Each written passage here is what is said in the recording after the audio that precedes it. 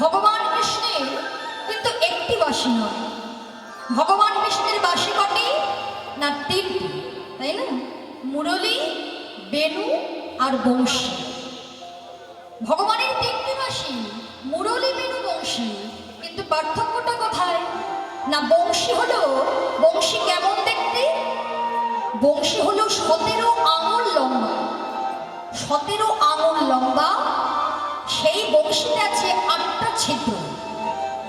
আর বেণু হলো 12 আঙুল লম্বা, 6টি ছিদ্রযুক্ত বাঁশি। আর মুরলী হলো 2 হাত লম্বা, 4টি ছিদ্রযুক্ত বাঁশি। যে বাঁশির সুরে ব্রহ্মার ধ্যান ভেঙে যায়, যে বাঁশির সুরে শিবের ধ্যান ভেঙে যায়, যমুনার জল বিপরীত দিকে ছুটে যায়, সেই মুরলীর ধ্বনি শ্রবণ করে ব্রজ গোপগোপীগণ কি, ব্রজ গোপীগণ তারা কি ঘরে থাকতে পারে বাবু? তারা ঘরে থাকতে পারল না।